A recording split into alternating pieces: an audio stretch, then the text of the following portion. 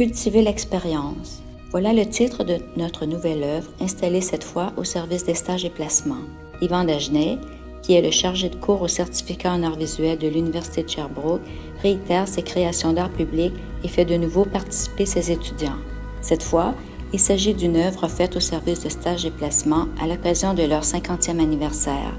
Notre équipe était sur place lors de l'inauguration de l'œuvre. C'est le directeur général de ce service, Denis Robert Elias, qui est le commanditaire de l'œuvre. Il nous a accordé une entrevue pour nous parler de son projet. Bon, effectivement, l'idée est venue lorsque nous avons commencé à organiser notre 50e anniversaire du service des stages et du placement.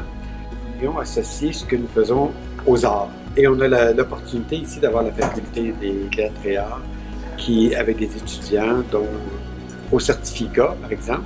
Et j'avais déjà vu des murales ailleurs aussi. Et moi, je trouvais que nous avions, à l'entrée de notre édifice, un mur idéal pour mettre une œuvre comme celle-là.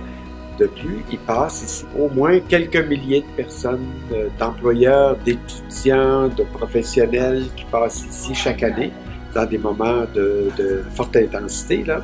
Alors c'est bien parce qu'on donne l'opportunité aux gens de le voir. Je trouvais ça agréable aussi que d'être justement sur le mur du centre culturel et de la galerie d'art.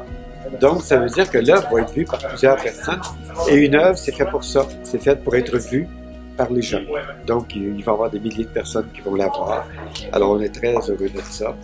Cette œuvre composite est donc le résultat d'une idée originale d'Yvan Dagenais qui a alors invité ses étudiants à participer au projet. Chaque artiste a pu choisir une ou plusieurs facultés associées au service stage et placement.